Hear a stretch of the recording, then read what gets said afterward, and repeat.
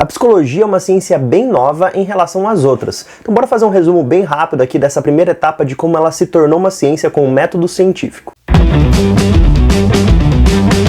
Olha, se tem uma coisa que o ser humano é muito bom é em julgar as pessoas, e não necessariamente de uma forma ruim. A gente tenta fazer isso para prever um comportamento delas. Mas algumas pessoas, é claro, faz isso de uma maneira ruim. Mas isso não é de hoje. Desde que a gente convive em sociedade, a gente tenta antecipar o comportamento das outras pessoas para saber se elas não estão se aproximando da gente com uma certa maldade ou se elas vieram só em paz mesmo. Aristóteles, em 300 anos antes de Cristo, já teorizava como as pessoas aprendiam, se relacionavam com as emoções, com o aprendizado, com a memória, mas isso ainda tudo dentro de um campo filosófico. Demorou ainda para a psicologia se separar da filosofia e se tornar uma ciência. Só lá em 1879, um médico fisiologista chamado William Wundt, não sei se assim se pronuncia, um nome meio alemão, mas criou o primeiro laboratório de psicologia experimental dentro da Universidade de Leipzig. O experimento dele era até bem legal para um primeiro laboratório de psicologia. Ele queria medir a resposta das pessoas ao apertar um botão quando ouvisse uma bola quicando no chão, numa plataforma. Ele percebeu que as pessoas tinham respostas mais rápidas quando pedidas para apertar o botão quando escutasse o som da bola batendo no chão. Que as pessoas demoravam um pouco mais quando pedidas para apertar o botão somente quando tivessem a consciência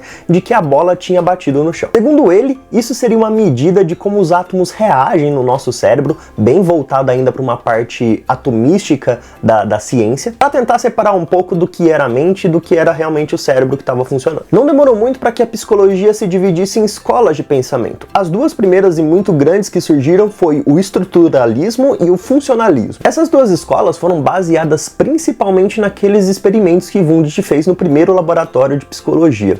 Lembrando que a tecnologia naquela época era bem diferente da tecnologia que temos hoje. Inclusive, acho que se eles tivessem YouTube hoje em dia, o Wundt estaria assistindo canais daqueles tipo passa ou repassa de apertar o botão, quem aperta mais rápido, dando like nos vídeos de dribles do Red Bull Leipzig e com certeza se inscrevendo nesse canal para ficar por dentro de todo o conteúdo de psicologia. Mas voltando para o estruturalismo, ele foi idealizado por Edward Bradford Titchener, que tinha como técnica a introspecção, que nada mais é do que um olhar para si, quase meio que uma autorreflexão. Ele queria que as pessoas raciocinassem e pensassem, tivessem esse olhar introspectivo de todas as experiências, sensações imediatas, sentimentos que ela tivesse, por exemplo, ao ver uma rosa, uma flor, ao sentir o cheiro de um perfume, o gosto de uma comida, a fim de tentar montar, como o próprio nome diz, uma estrutura da nossa mente, como que ela funcionaria, quais são os caminhos que o nosso cérebro toma para fazer que tudo isso aconteça. Porém, ela não deu muito certo, já que as respostas das pessoas não seguiam um padrão. Afinal de contas,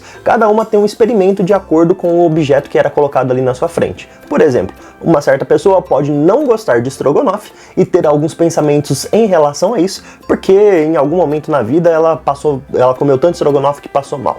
Outra já pode amar estrogonofe, porque remete às receitas que a avó dela fez, por exemplo. Dessa forma, William James, influenciado por Charles Darwin, criou o funcionalismo, que procurava entender a funcionalidade de alguma ação. Por exemplo, é o nariz que sente o cheiro das coisas, porém, quem raciocina e faz as associações desse cheiro é a nossa mente. Logo chegou à conclusão que a evolução ajudou a entender e refletir se aqueles odores eram agradáveis para ajudar a manter a espécie viva. Essa época também foi muito importante para as mulheres na psicologia, com Mary Eaton Calkin, que foi aluna de William James na Universidade de Harvard contra a vontade da universidade. Inclusive, os alunos que eram matriculados na matéria de James, eles largaram a disciplina justamente porque ele aceitou uma mulher. Mas ele não se abalou não, continuou dando aula particular praticamente apenas para Calkin, teve as maiores notas nas provas eliminatórias para o PhD. Mas infelizmente a Universidade de Harvard não aceitou e quis barganhar um outro diploma de uma outra faculdade que era amiga ali, associada a ela, destinada apenas para as mulheres. Calkin não aceitou por se sentir injustiçada por não poder tirar o PhD dela em Harvard,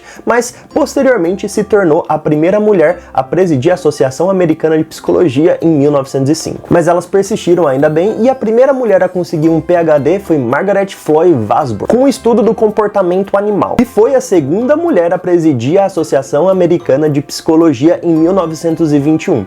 Porém, ela foi impedida de participar de um grupo chamado de Organização dos Psicólogos Experimentais, fundada por Titchener, que foi o seu orientador de pós-graduação. Houve um momento que a psicologia tinha a mesma forma de pensar da filosofia, até chegar a Wundt e fazer o que ninguém acreditaria.